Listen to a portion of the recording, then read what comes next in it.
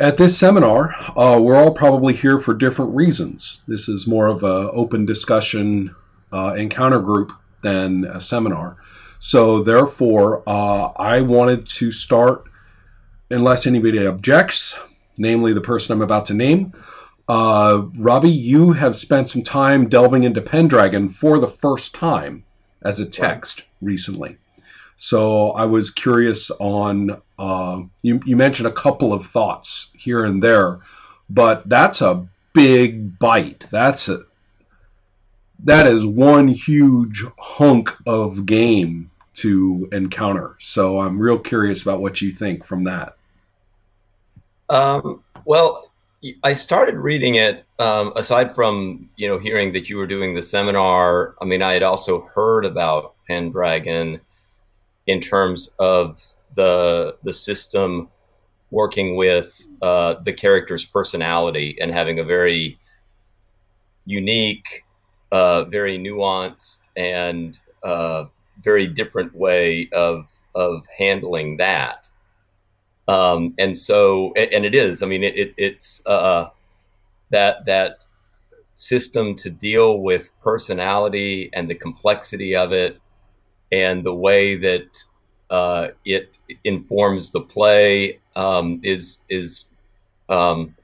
very different. I mean, and especially for the era, I would say. I mean, like going back to somewhat early role playing game. I mean, it's, at least from what I can tell, it seemed to be pretty groundbreaking in terms of dealing with that aspect. The other thing that has really struck me is that when you're reading the rule book, I would say that a lot of the typical fantasy role-playing game rule books will start with the mechanics. I mean, they'll start with character creation and immediately start kind of informing you as to how the combat mechanics, the conflict mechanics will work out.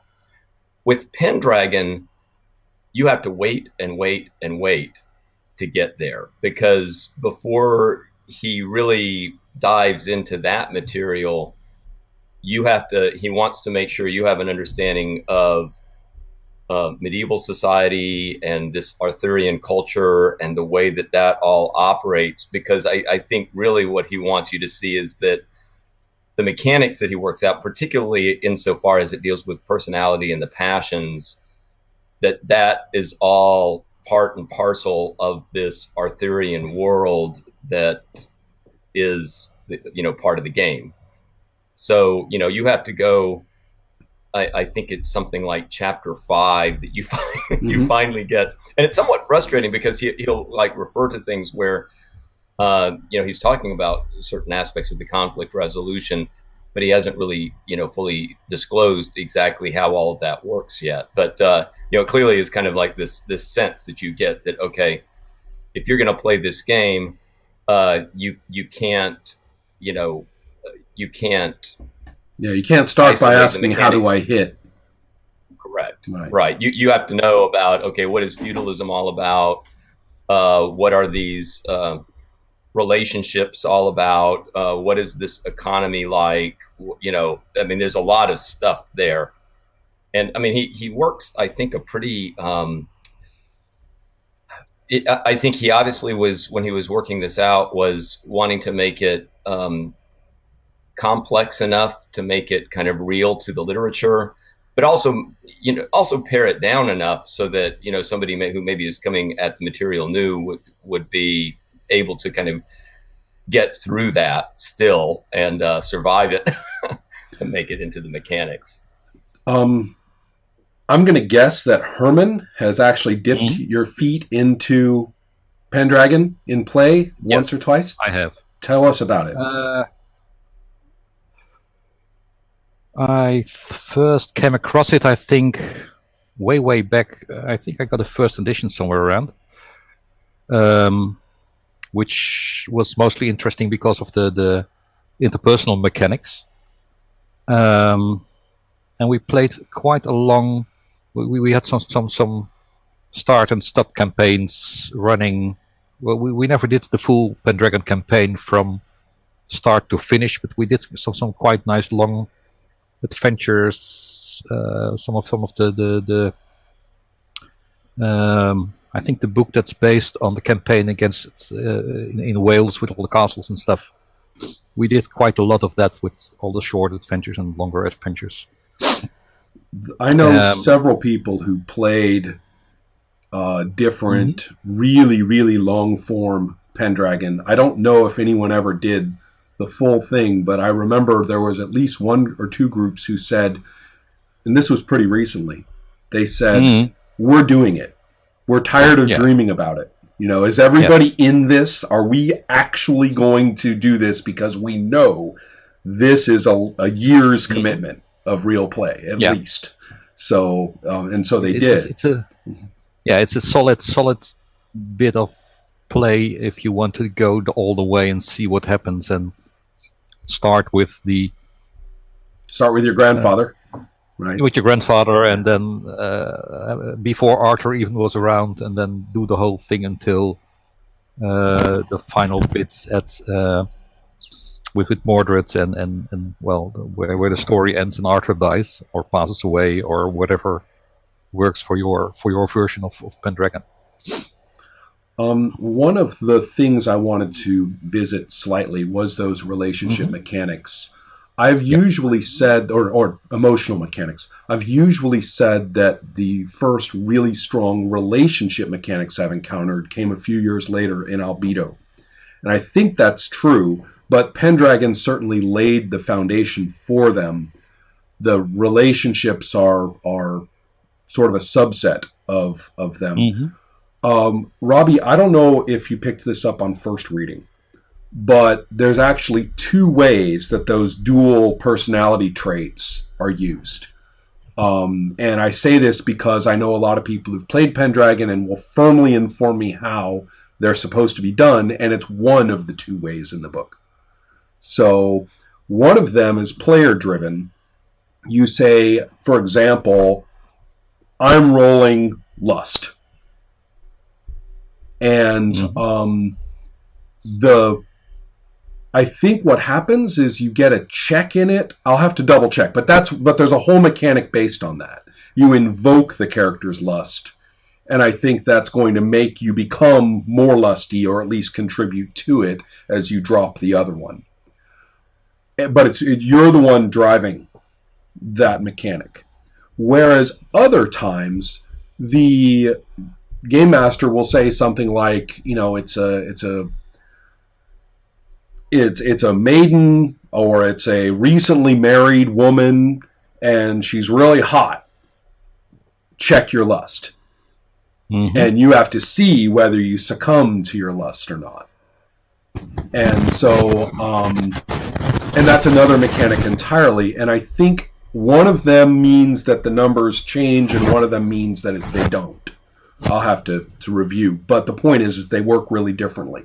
And one of them is you invoking one or another side of the duality, and the other is when the GM says one or the other side is being tripwired. And we'll see what happens. And so they're really, really different, but they're both there. They're actually both in the mechanics to be done.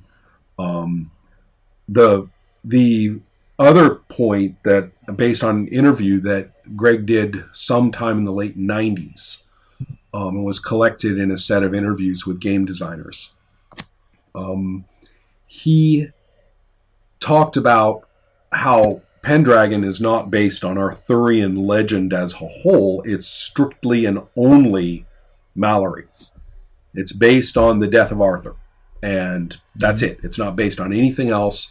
So the setting is this completely non-historical 14th century chivalry stuff as presented by Mallory, with Arthur in it, which makes no sense because that's 700 years before that, but we don't care that it makes no sense. That's the novel, or the chanson, or whatever it is you want to call it, the poem. That's what it is. And, I'm sure I'm not the only person here to have read it, but it's bonkers. It's completely bonkers. All the characters are basically clinical. And Lancelot goes berserk at the drop of a hat. He's invited to sleep in a pavilion. If there's pavilions, look out, because there's going to be a bed switch by accident. Somebody's going to wake up in the wrong bed and go, for some reason, berserk and kill everybody. And that's just a random events with strangers. Never mind what people who know each other do to one another. And so it's, in lots of ways, I guess it's the most famous to modern readers because it's the basis for the Once and Future King. But it's as a work of literature, it's really bizarre. So in a way, it's total, and that's what I like about it. It's based on this literature. It's not based on Arthuriana. Mm-hmm.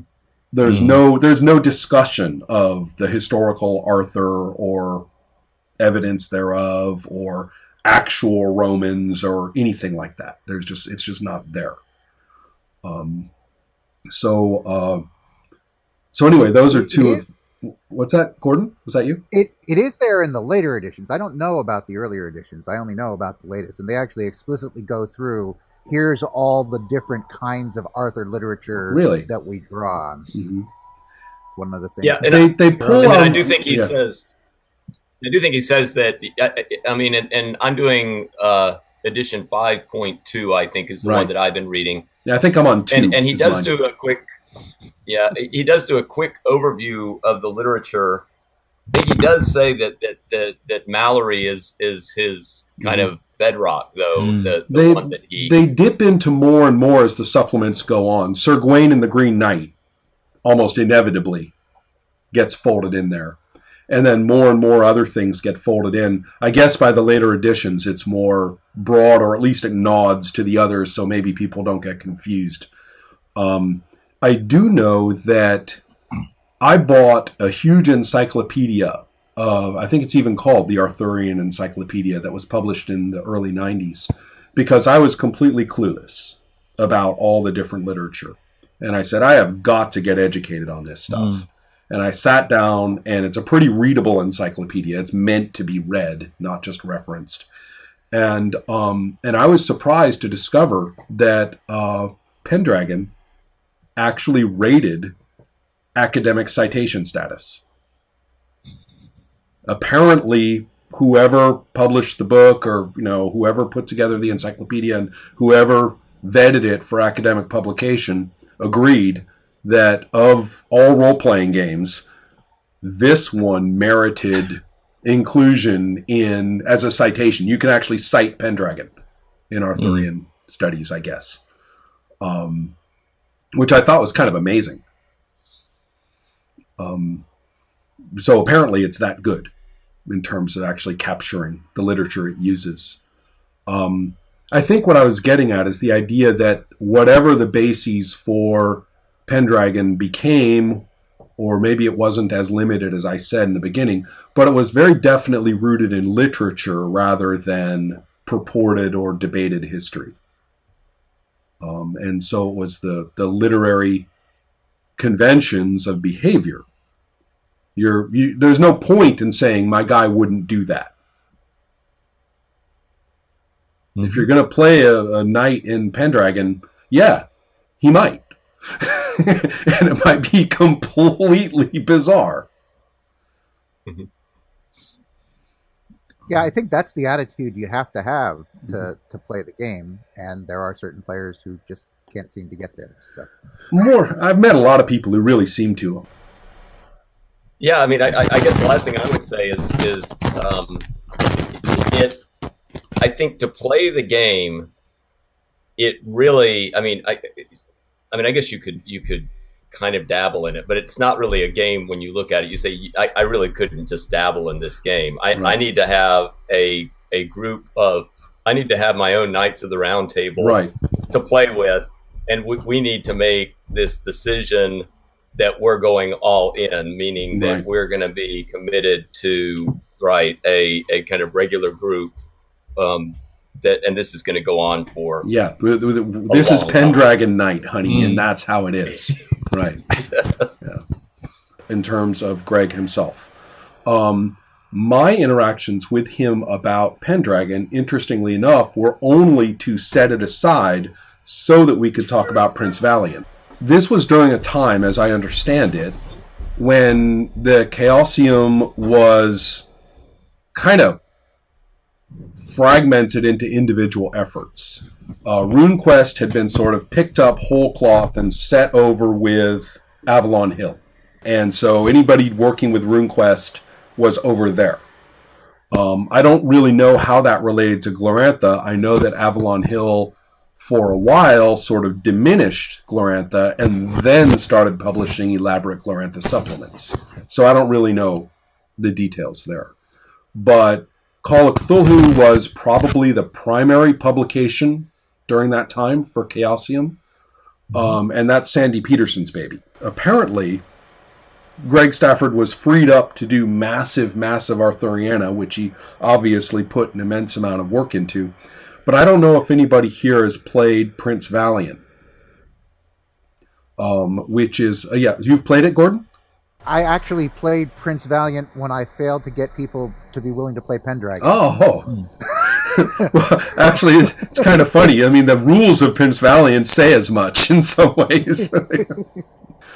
So anyway, so you're playing Prince Valiant, Gordon. Yeah, so we played, 2 or 3 sessions, so I didn't get a lot of Prince Valiant play in.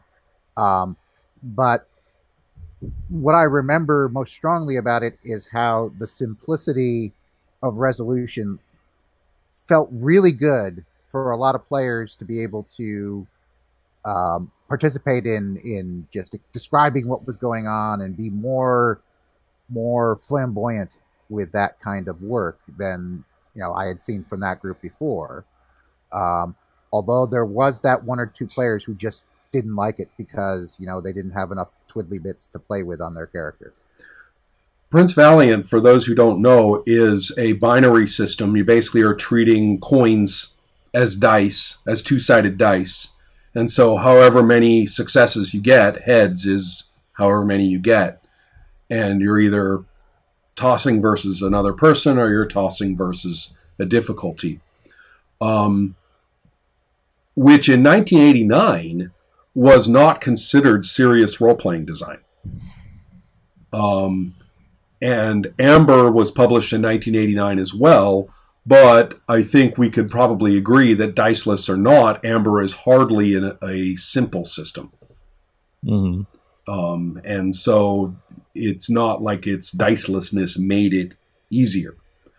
It was, it also was one of the few at the time. Prince Valiant's the only other one I can think of, probably maybe a couple of others, that baked things down to a lot fewer numbers to look at rather than more. I'm thinking that would change pretty soon. Pendragon also, you may know, is actually stripped down considerably from RuneQuest. It's way simpler in terms of, it's a lot more complicated than Prince Valiant, but it is way simpler mechanically than RuneQuest. And it also includes knockdown rules. It's actually more dangerous. The worst thing that can happen to you in combat is not losing all your hit points in a blow. That's probably not going to happen. What'll happen is that you get knocked down and be at a severe disadvantage for the next strike. So combat was often about trying to knock the other person down first, and then finishing them off or being able to threaten them. But anyway, Prince Valiant was super simple, and the first time that we met, it's what I wanted to talk to him about. And Greg this was at the Gamma trade show in 2001. Or maybe actually, you know what? That might actually have been Gen Con the previous year in 2000. And Greg was kind of astonished. He was that somebody wanted to talk about Prince Valiant. At that point, he considered it kind of to have been his labor of love that nobody got. Even though I knew some people. My copy, in fact, was given to me by somebody who loved it. But But it's really, I mean, I'm thinking of generalized play dialogue, the use of Prince Valiant as a reference. When I started throwing it around a lot when talking about Sorcerer, people didn't know what I was talking about. But it was also one of the first games that I remember that rotated game masters as an option. They figured game mastering for Prince Valiant was so easy and frankly a little formulaic that why not just kick it around the table so everybody gets to play knights more or less regularly, was sort of the idea. But it was an idea I liked that didn't actually happen at my table. Right. It was an idea I really liked.